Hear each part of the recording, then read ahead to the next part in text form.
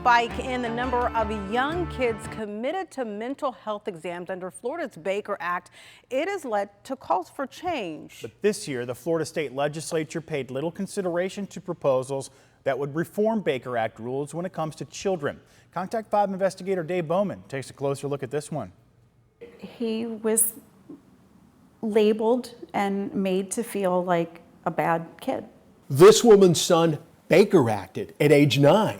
It wasn't fair how they dealt with it because he was a baby. This woman's son was just 5.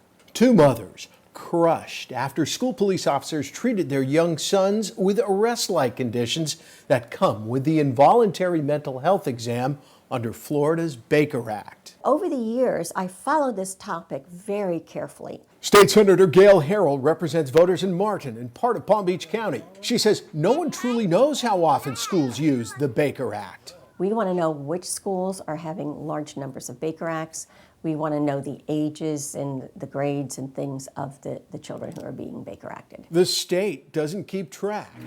Contact 5 reviewed numbers from a study done by the University of South Florida on kids placed in care under the Baker Act. In the 2017-2018 school year, more than 36,000 kids under 18 were forced into involuntary mental health exams under the Act. More than 4,000 of those children were 10 and under. We want to make sure that everything is done to avoid that Baker Act. That should be the last option that you use on a child. This year, the Martin County Republican worked with Democrats on a bill tightening Baker Act rules. Among them, forcing schools to keep record on their use of the Baker Act and mandating school police officers undergo mental health crisis training. But Harrell's bill never even came up for a vote.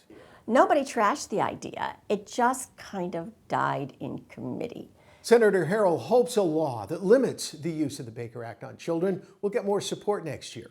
But she admits, with a pandemic and a bad economy, any efforts to reform the Baker Act's use on kids will struggle to get attention. Dave Bowman, WPTV News Channel 5.